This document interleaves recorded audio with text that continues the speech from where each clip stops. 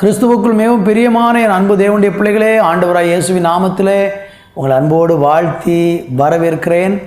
இந்த நன்மையும் கிருபையும் நாள்தோறும் என்கிற இந்த நிகழ்ச்சியின் மூலம் உங்களை சந்திப்பதில் மகிழ்ச்சி அடைகிறேன். இந்த நாள் தேவன் நமக்கு கிருபையாக தந்திருக்கிற ஒரு நாள். கடந்த இரவு எத்தனையோ பேர் தூங்கினார்கள். ஆனால் காலையில் எழும்ப முடியாமல் மறைந்து போன போது கர்த்தர் என்னையும் உங்களை ஜீவனோடு காப்பாற்றியிருக்கிறார். அதற்காக நம்ம நன்றி சொல்லணும். இப்பொழுது எல்லாரும் சேர்ந்து ஒரு பாடலை பாடுவோம். ஜீவ தண்ணீரே, ஆவியானவரே, வற்றாத நதியாக வாரும் போதகரே. ஜீவ தண்ணீரே, ஆவியானவரே, வற்றாத நதியாக வாரும் போதகரே. வறுமையா போதகரே, வறுமையா போதகரே, வற்றாத ஜீவ நதியாக, வற்றாத ஜீவ நதியாக. ஜீவ தண்ணீரே, ஆவியானவரே, வற்றாத நதியாக வாரும் போதகரே. கணுக்கால் அளவு போதாதையா, முழங்கால் அளவு போதாதையா, கணுக்கால் அளவு போதாதையா, முழங்கால் அளவு போதாதையா. நீந்தி நீந்தி மூழ்கணுமே, நீந்தி நீந்தி மூழ்கணுமே, மிதந்து மிதந்து மகிழணுமே, மிதந்து மிதந்து மகிழணுமே. வறுமையா போதகரே, வறுமையா போதகரே, வற்றாத ஜீவ நதியாக, வற்றாத ஜீவ நதியாக. ஜீவ தண்ணீரே, ஆவியானவரே, வற்றாத நதியாக வாரும் போதகரே. ஜீவ தண்ணீரே, ஆவியானவரே, வற்றாத நதியாக வாரும் போதகரே. ஹல்லேலூயா, ஹல்லேலூயா. இருக்கிற இடங்களில் ஆண்டவரை துதிங்க, ஆண்டவருடைய நாமத்தை உயர்த்துங்க இந்த நாளில். ஆமேன். பரிசுத்த ஆவியானவர் நம்ம மேலே கிருபையாக இருக்கிறார். பரிசுத்த ஆவியானவர் நம்மை ஆளுகை செய்கிறார். பரிசுத்த ஆவியானவர் நமக்கு நன்மை செய்கிறார். நம்மளை நேசிக்கிறவராக, நம்மளை கரம் பிடிச்சு நடத்துகிறவராக, நம்ம மேலே கிருபைகளை கொடுக்கிறவராக இருந்து ஒவ்வொரு நாளும் நடத்துகிற நல்ல தேவனை ஸ்தோத்தரிக்கிறோம். அப்பா, எங்கள் மேலே உங்கள் இரக்கத்தையும் கிருபையும் தயவையும் வச்சு ஒவ்வொரு நாளும் பாதுகாக்கிறீரே, அதற்காக உமக்கு கோடி நன்றி செலுத்தி மகிமைப்படுத்துகிறோம். தொடர்ந்து எங்களை ஆசீர்வதியும். இயேசுவின் நாமத்தில் ஜெபிக்கிறோம் எங்கள் நல்ல பிதாவே. ஆமேன், ஆமேன்.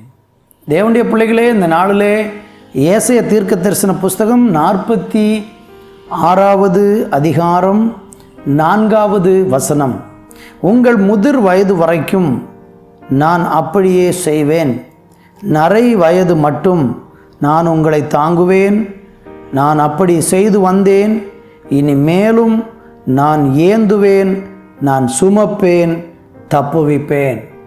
அன்பு தேவனுடைய பிள்ளைகளே, நாம் வாசித்து கேட்ட இந்த வேத வசனத்திலே ஆண்டவர் நமக்கு ஒரு அருமையான வாக்குறுதியையும் ஒரு அருமையான உத்தரவாதத்தையும் நமக்கு கொடுக்கிறார். என்ன உத்தரவாதம் கொடுக்கிறார்னா, உங்களை முதிர் வயதுக்கு வரைக்கும் நான் சுமப்பேன் அப்படின்னு சொல்கிறார். நரை வயது மட்டும் உங்களை தாங்குவேன், நான் அப்படி செய்து வந்தேன், இன்னும் செய்வேன் அப்படிங்கிறார்.